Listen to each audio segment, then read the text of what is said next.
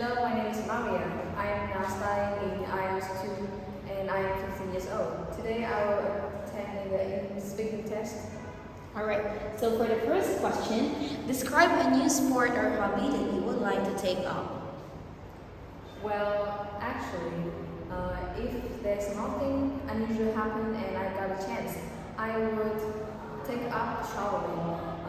As my mom recently encouraged me to hang out more often, and another reason that is the summer is coming, right? That means I have more time on my hand. And when my mother said that you should hang out more often, it suddenly made me realize that I spend too much time contacting with my laptop. So I will start it when I haven't started traveling yet due to the important upcoming test.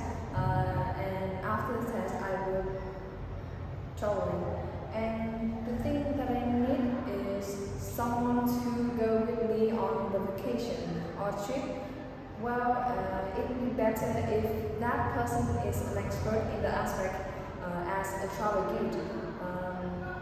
Actually, the other thing that we need is the currency, the cash, and an identified ID, which is so necessary. Alright, thank you. So for follow-up questions, do you think your hobby is healthy? Why or why not? Well, I believe so. According to Google, traveling is associated with a heart disease risk, and decrease of heart disease risk, promote physical activities and well-being. But it may not to be sure that it is the only reason for those benefits. Alright, next one. Who would you share your hobby with? Perhaps my high school friend. I mean, I'll go to the high school in the next 3 months and I will make a lot of friends there. I am willing to organize a trip to any possible destination or attraction which is affordable. And I will make my high school self live in a teenage dream. Alright, so you mentioned a while ago that one of the most important things you need when you travel would be cash. Do you think it's possible to travel if you don't have cash? So basically, you can travel without cash from place to place, far or near distance. However, to me, I don't think I would be possible to travel without cash, since I don't know what to do yet, and if I do that, I need someone to go with who can share the experience with me, and I need to make a plan or backup plan. Alright, thank you. So for our next topic, it would be describe your hobby when you were a child. Well, back in the time when I was a child, there is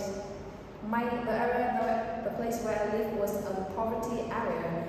So not surprisingly, the smart devices such as the internet is not really formal or to be extremely rare to be seen.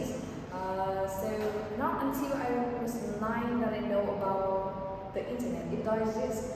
So I would like to say that I believe that my childhood is wonderful than other kids nowadays who spend their time studying or waste their time on the worthless entertainment.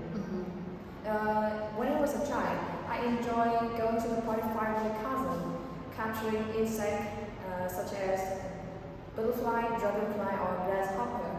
We also fly kites in the summertime, and I got I grew, when I grew up a little. My mom brought me my first book after I learned how to read.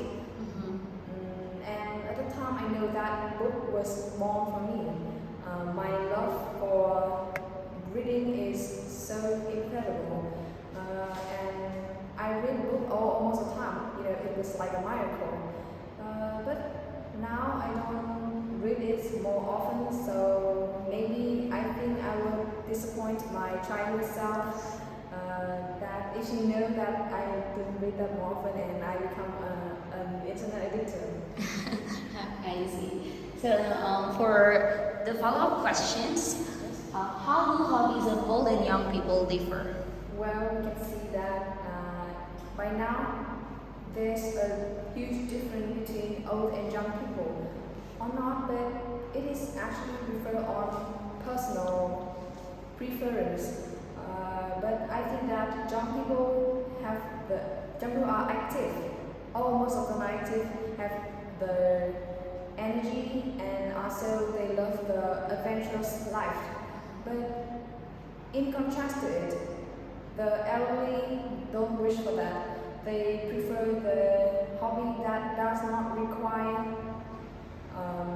a lot of physically activities due to their poor health condition. All right, thank you. I agree. So was your hobby popular in the past? Well, actually, in the past or by now, they are so popular and necessary. But back in the decade that my dad lived in, the family was too poor to afford books for him. And now there's a lot of opportunities and ways to people to get information, such as the internet. It is so popular. All right, thank you. Okay. So next one, can you please describe a famous person that you like or admire? A person that I actually like is an actor, a male actor in Hollywood, and his name is Leonardo DiCaprio. He's maybe you know him since he got that household name. He's also known as the most handsome man in the world before. He also very well known due to being the main character in the film Titanic. And I like him for his acting to be so emotional. And the thing that's actually impressed me is the little boy life. And that is all about him. Okay, thank you. So for some follow-up questions, what do you think is the best way to become famous? Well, the best way to become famous maybe is to develop your hobbies or the thing that you're good at, and then flex it to people. Show up so that people will know your good point. And also, the other way to become famous is attend in charitable activities, help the elderly or the poor kid. So that people know you for being kind-hearted. So do you wish to be famous? I don't like to say that. I don't want to be famous at all. I've seen that a lot of people, after become famous, their life is so hard. A lot of paparazzi following them, and a lot of gossip. People talk about them, about their life. And also, I don't want my family to be affected by that. I see. So for the last question, fame is power. Do you agree with this or not? It is. I do agree with that statement. Fame has a great influence to people. When you see a person with fame, well-known, they think that fame is powerful, significant. They will think that they are in the higher position than you, and if you do something that is wrong to them, you think that you may have a punishment. So fame is actually power. Yes, thank you. So for our last topic, what social networking site do you like most? Well, social working network sites and internet are now so popular. According to Google, there are 5.18 billion people in the world by now using the internet in the start of 2023. That is accounting for 64.56% people in the population in the world using that. Because it has a big change to our life, not gradually, but really rapidly. It makes the lifestyle become different. The business, the education, the lifestyle, people, and a lot more. I also use the social use social media is YouTube. I've been using it for 7 years by now. The time that I use YouTube to listening to music is accounted for 100% the time I interacting with my laptop. Whenever I open my laptop, the thing that I do the first is to open YouTube. You know, it's like a natural behavior. And you can, with YouTube, you can watch some tutorial how to do something.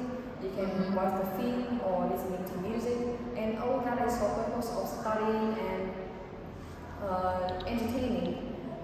I love YouTube since it is very convenient and friendly to human because all the toxic content is tournament and actually they are deleted.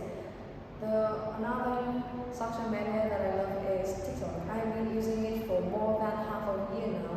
I love it because it got a reel, the reel, and the short video that is really attractive, and I can spend all my day just to go through it. Alright, thank you. Now, some questions. What are the advantages and disadvantages of your favorite social networking site?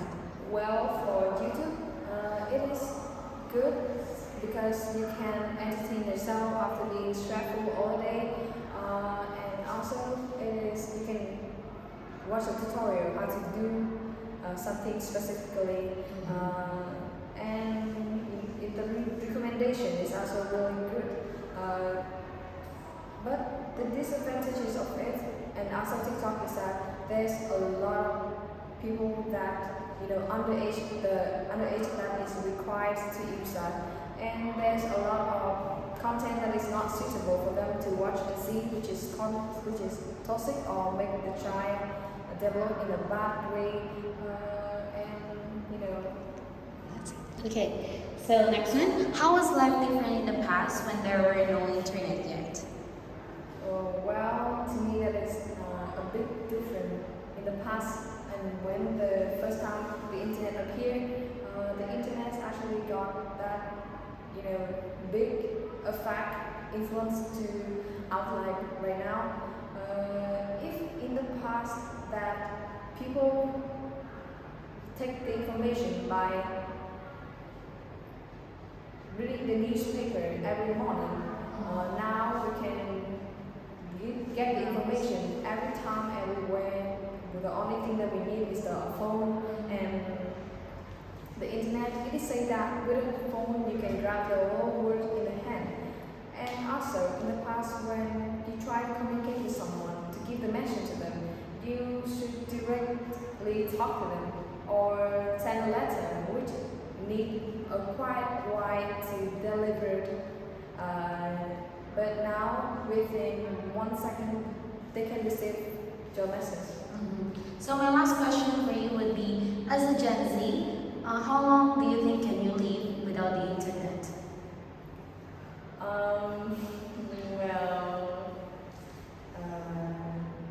I don't think that nowadays I can live without it, but I need something more attract me to get over it. I use the internet most of my time by now.